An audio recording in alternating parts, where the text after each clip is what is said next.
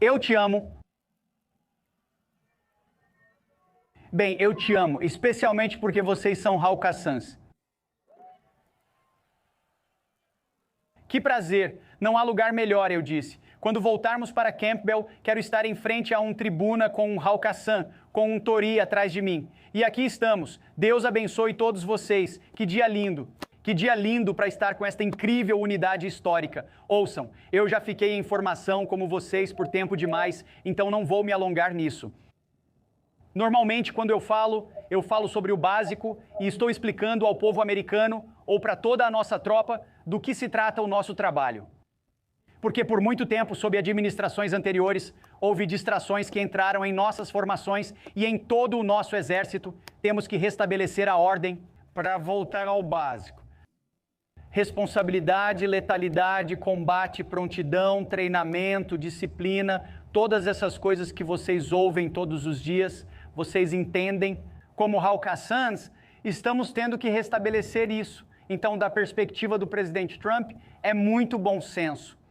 São coisas como, que tal colocarmos a América e os americanos em primeiro lugar, que é o que ele tem feito desde o primeiro dia? Ou então, que tal, no campo da política externa e da segurança nacional, queremos paz, mas você alcança a paz por meio da força. O básico que faz sentido para vocês, faz sentido para mim, mas foi deixado de lado por muito tempo. Ou dentro do nosso departamento, tivemos 3 princípios muito simples: restaurar o espírito guerreiro, reconstruir as forças armadas e restabelecer a dissuasão. Esta unidade, os Halkassans, entende o que significa, o que o espírito guerreiro significa. Vocês vivem isso todos os dias. Eu pude ver isso hoje de manhã fazendo um treinamento físico, mal consegui acompanhar o pessoal em Chipa. Cadê meu shopping? Mal consegui acompanhá-los hoje cedo. Vocês se orgulhariam deles, mas nunca vou esquecer. Quando cheguei,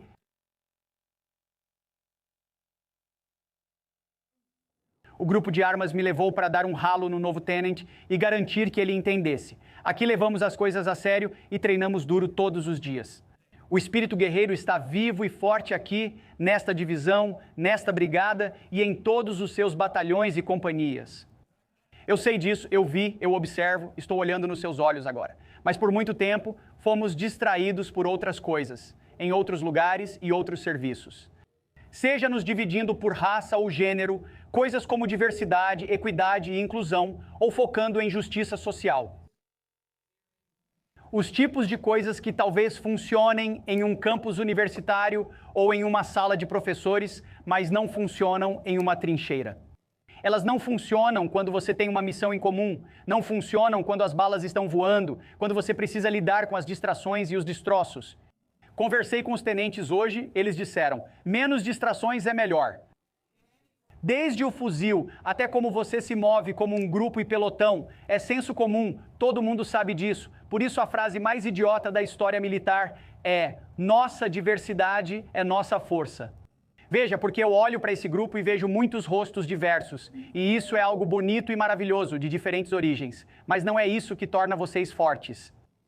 O que torna vocês fortes é a sua unidade, a sua união de propósito, a sua coesão como unidade. Vocês treinam juntos, suam juntos, estão dispostos a sangrar juntos e estão dispostos a morrer uns pelos outros.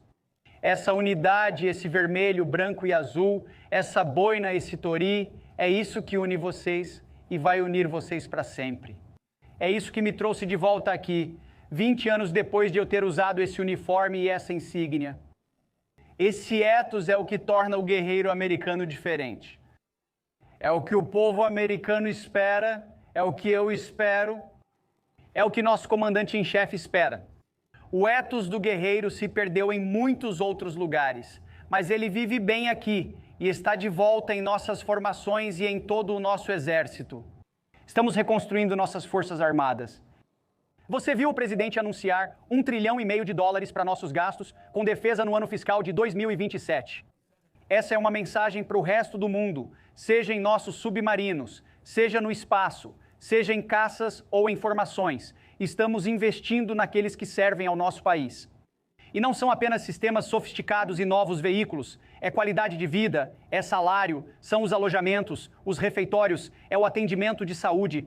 São os tipos de coisas que você espera e merece e que sua família também merece. Estamos investindo em você. E a terceira coisa é restabelecer, dissuasão, restabelecer. Não sei tanto, estudei em escola pública, mas restabelecimento é um verbo ativo. Acho que é algo que você precisa fazer regularmente, é uma atividade. Se você perde, está perdido. É como um boxeador que já esteve no auge, teve vários nocautes técnicos, e aí perdeu, e depois perdeu de novo, e depois perdeu de novo. E as pessoas começam a pensar, bom, eu consigo enfrentá-lo, não é difícil. De certo modo, foi essa a percepção do mundo sobre os Estados Unidos na administração anterior, seja pela retirada desastrosa do Afeganistão, pela invasão de Israel pelo Hamas, ou pela guerra na Ucrânia, que não teria ocorrido sob Trump, seja pela invasão na fronteira sul, dezenas de milhões de pessoas chegam sem sabermos quem são ou por que vêm. Isso é uma invasão. Começamos a perder a ideia de dissuasão. E isso não é política, é um fato. O mundo agora nos vê de outro modo. Então, o presidente Trump encarregou na época o Departamento de Defesa e agora o Departamento de Guerra de restabelecer a dissuasão em nome do povo americano. Isso começou na nossa fronteira sul. Recebi um excelente informe do seu comandante sobre as ações da sua divisão na fronteira sul. Para o povo americano garantir isso, controle operacional de 100% da fronteira, esse é o nosso objetivo. Isso vai acontecer. Segurança de fronteira é segurança nacional. Ou pegue os cartéis de drogas que operaram no nosso hemisfério com impunidade por décadas. Políticos diziam, vamos resolver esse problema, vamos lidar com a crise das drogas. E então nós prendíamos e soltávamos, prendíamos e soltávamos, prendíamos e soltávamos, mas isso não acontece mais. Se você trafica drogas e pertence a uma organização terrorista designada, será atacado e será afundado. Não terá outra chance de trazer drogas para o nosso país. Não temos afundado tantos barcos de drogas recentemente porque não há tantos por aí, que é exatamente o objetivo. Nós não queremos barcos de drogas. Quando eles chegarem em terra, lidaremos lá, pois servem como dissuasão. O mesmo vale para os Houthis e a Operação Rough Rider. Desde Thomas Jefferson, não permitimos ataques a nossos navios. Se você atirar em um navio americano, pagará as consequências. Durante anos, na gestão anterior, permitimos isso quase sem reação. O presidente Trump disse, nós vamos restabelecer nossas rotas marítimas e a liberdade de navegação. Bombardeamos os Houthis até que pediram arrego e disseram, ok, vamos parar de atirar nos seus navios. Isso é dissuasão ativa com objetivo claro. Não precisávamos reconstruir o Iêmen ou invadir para construir uma nação, só era necessário deixar claro que aquelas ações eram inaceitáveis e que nossos navios navegariam livremente. Mesma coisa com a Operação Martelo da Meia-Noite, onde 7 belos B-2 voaram por 37 horas, indo e voltando até o centro de Teherã antes mesmo de serem detectados. Destruindo o programa nuclear do Irã, encerrando os 12 pontos e dando ao Irã uma oportunidade de negociar, acho que em breve saberemos se eles estão dispostos a negociar se entenderem o presidente Trump. Porque o mundo viu que quando ele fala sério. As palavras dele são reais, elas são fundamentadas em ação. Que o mundo viu novamente há cerca de 6 semanas em Caracas, Venezuela, quando os melhores dos Estados Unidos entraram na casa mais fortificada, dentro do complexo mais fortificado, dentro do forte mais fortificado deles. Pense no Fort Campbell da Venezuela, dentro da capital deles, contra as chamadas defesas aéreas e radares russos e chineses, e capturaram o presidente nominal deles, indiciado pelos Estados Unidos no meio da noite, tirando-o da cama. E Caracas só soube 3 minutos antes dos helicópteros pousarem, quando 44 mísseis atingiram o local antes deles aterrissarem. Alguns heróis dessa missão estão aqui em Fort Campbell. Vamos vê-los depois. Nenhum outro exército no mundo pode fazer o que as Forças Armadas dos Estados Unidos podem fazer quando são liberadas. Isso é restabelecer a dissuasão. E é sobre isso que quero falar. Resumidamente, é a ideia de liberar, de desamarrar as mãos dos nossos combatentes, de não travar guerras politicamente corretas. Veja, eu costumava dizer que obtive diplomas de universidades consideradas sofisticadas, muitas das quais eu devolvi e muitas das quais não permitimos mais que operem com o Departamento de Guerra, pois queremos que eles se assemelhem a nós, não o contrário. Mas eu costumava dizer que o maior diploma que já recebi foi da Universidade de Samara, Iraque, onde servi com os Haqqasans de 2005 a 2006. Na verdade, no domingo, fará 20 anos desde que a Mesquita Dourada foi bombardeada em Samara, Iraque, o que mudou a trajetória da guerra do Iraque. E muitos de vocês não vão se lembrar disso, mas aqueles de nós que estavam lá se lembram. E eu não digo mais que obtive um diploma da Universidade de Samara, eu digo que aprendi um diploma na Universidade de Raqqa. Não foram os contornos do campo de batalha que mais me marcaram. O que ficou foi outra coisa. Foi o que nossos soldados foram capazes de fazer quando foram liberados, em comparação ao que acontece com eles quando não são. O que posso dizer? Restringidos por regras restritivas de engajamento, ou quando a liderança lhes diz o que podem ou não podem fazer. Ou quando advogados tomam decisões pelos comandantes, em vez de os comandantes tomarem as melhores decisões para suas unidades. No fim das contas, o que os operadores daquela missão na Venezuela me disseram foi que nunca estiveram tão preparados para uma missão. Porque eles nunca tinham recebido aquele tipo de autoridade e clareza antes, em uma missão desse tipo. Veja, eu não estava lá dizendo a eles o que podem ou não podem fazer, ou como devem conduzir a missão, ou que tipo de sistemas de armas devem usar, ou quão violentos devem ser. No objetivo, eles entenderam que a missão era capturar e trazer para casa 2 indivíduos indiciados e dar suas vidas em serviço de proteger esses indivíduos. Mas tudo o que aconteceu entre esses pontos foi pura violência de ação, o que eu sei que esse grupo entende. Nossos rapazes voltavam para casa, não importando quantos guardas cubanos ou venezuelanos precisassem morrer para isso. Isso estava claro para eles. Não estavam algemados, nem informados sobre restrições. Todos entendem as regras de engajamento e seguem a lei. Ninguém fala de nada além disso.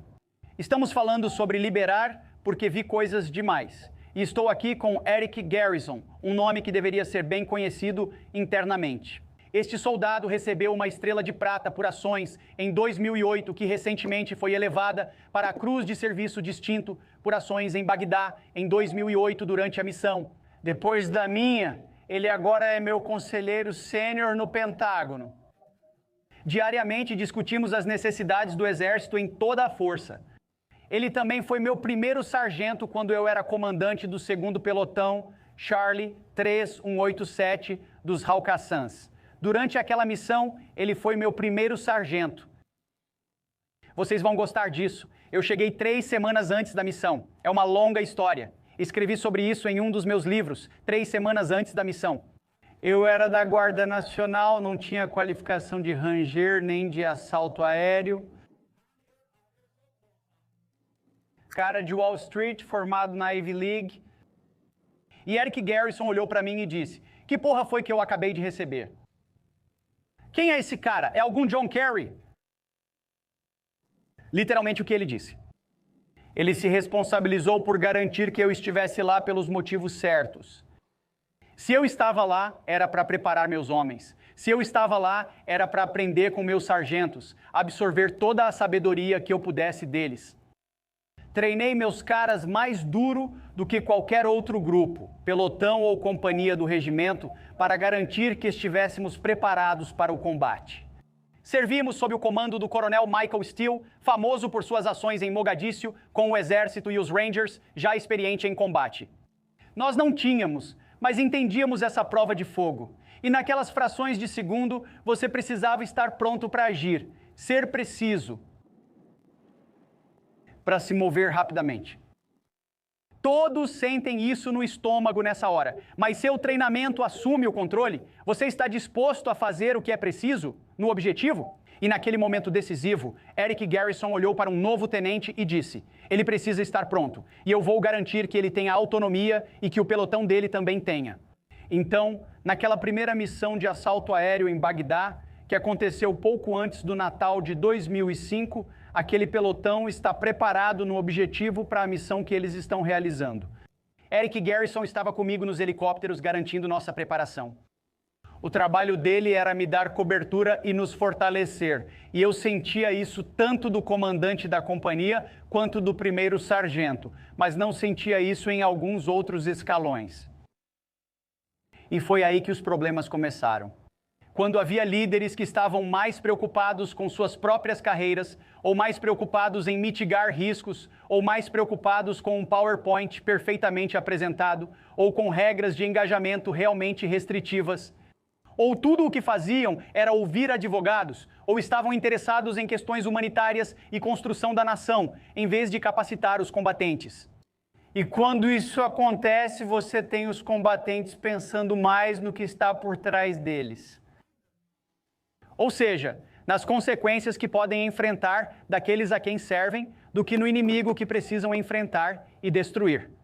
E essa é uma mentalidade que estamos determinados a mudar, garantindo que em todos os níveis seus líderes saibam que estamos do seu lado. Nós treinamos vocês para fazer coisas difíceis. Hoje eu conheci o Code. O Code foi para a Citadel, ele é tenente, é meu equivalente, ele é o Shopping 26 agora. Ele ocupa o cargo que eu ocupava. Ficamos no escritório dele. Onde ele está? Eu não sei. O Code, conheci ele hoje, mas agora eu conheço ele e ele é um americano incrível, o melhor dos Estados Unidos, assim como todos vocês. Se alistou porque queria servir ao seu país, porque queria servir com os melhores. Ele buscava os maiores desafios diários e estava disposto a isso pelo povo americano. No auge, poderia escolher qualquer outro caminho. Assim como muitos de vocês escolheram fazer isso. E algum dia sua nação pode pedir que você faça algo muito difícil, até mesmo incluindo o preço da sua própria vida. E que eu seja condenado enquanto estivermos de vigia, se não dermos a vocês tudo o que for possível que precisem. Principalmente as autorizações para executar essa missão e garantir, como o Coronel Steele costumava dizer, nosso comandante de brigada, que vamos dar àquele pobre coitado do outro lado o que for necessário para morrer pelo país dele. Nossos rapazes estão voltando para casa e os deles não. E algumas coisas que você faz talvez não sejam populares na sociedade educada. Você tem que fazer coisas que outras pessoas nem conseguem imaginar. E sim, nós temos códigos. E sim, nós os seguimos. Mas no fim das contas, nós liberamos vocês para serem os combatentes que querem ser. Assim você fica mais preocupado, só preocupado com o que está na sua frente, o objetivo à sua frente. E não com aqueles em escritórios com ar-condicionado e políticos em Washington que vivem duvidando de você, que querem questionar por que você tomou aquela decisão naquele momento. Esse não é nosso trabalho. Nosso papel é te dar o que precisa para ter sucesso e apoiar você. Então, é um ciclo completo para mim ver o primeiro sargento Mor Garrison voltar aqui. Eu tenho um ex-Rock 6 que é meu assessor militar sênior. Os Halkassans estão bem representados no centro do Pentágono porque queremos que esse espírito guerreiro esteja presente nas decisões que estamos tomando. É um ciclo completo estar aqui. E parte do que o presidente dos Estados Unidos me incumbiu de fazer é garantir isso. Quando entramos em uma luta, não é uma luta justa porque estamos desamarrando as mãos dos nossos combatentes. Não estamos impondo regras de engajamento restritivas, não estamos permitindo que você seja questionado a todo momento. Os advogados não são comandantes, advogados são conselheiros. Comandantes são comandantes e eles tomam as decisões sobre como cumprir a missão em nome do povo americano, maximizando a morte e destruição dos nossos inimigos e salvando vidas de americanos. Para que a gente volte para casa, porque essa é a moeda que vence no campo de batalha. Não são medalhas por contenção corajosa, isso foi o que estavam distribuindo, na verdade, em 2007, 2008 e 2009, por generais intelectuais de Harvard que queriam dar medalhas por contenção corajosa. Enquanto eles empurravam suas teorias de construção de nação para as unidades de infantaria e queriam que você vencesse a guerra com bolas de futebol. Essa não é mais a mentalidade que adotamos e queremos que o mundo perceba isso. porque se tivermos que empregá-lo, será com objetivos claros, com tudo o que você precisa para realizá-los. E pode ter levado 20 anos para internalizarmos isso, para entendermos o que aconteceu, por que aconteceu e como aplicar isso nas nossas formações hoje. Mas vamos usar cada momento do nosso tempo para infundir o ethos Hakkasan em cada formação, em toda a nossa força conjunta, para que quando você for enviado para o perigo, você seja enviado para vencer. Não é só que lutamos, não é só que defendemos, é que lutamos para vencer, e eu sei que é assim que os Hakkasan se sentem. Eu sei que vocês treinam para isso todos os dias. Fiquem tranquilos, pois tem um dos seus no departamento de guerra, vivendo isso todos os dias e incentivando o exército, a força aérea, o corpo de fuzileiros navais, a marinha e a força espacial a pensarem da mesma forma. E o pessoal da mídia pode não gostar disso, né? Algumas pessoas em Washington podem não gostar disso. Mas adivinhem, o povo americano votou por isso. Eles votaram pelo retorno dessa firmeza, dessa garra, desse sistema de promoção baseado no mérito e da letalidade. E vocês são a personificação disso. Então, a mensagem final que eu deixo para vocês é: continuem fazendo o que estão fazendo e pelo motivo pelo qual estão fazendo. Apoiem sua liderança, seus homens, em todos os escalões, cabos e sargentos, subtenentes, tenentes, seja quem for, apoiem seu pessoal. Sim, estabeleçam os padrões do que é certo, façam cumprir os padrões do que é certo, mas apoiem seu pessoal, porque nós fazemos o mesmo. Que Deus abençoe todos vocês e deixem-me dizer que o valor nunca falhe. Eu sei que isso não vai acontecer aqui. Que Deus abençoe todos vocês. Obrigado.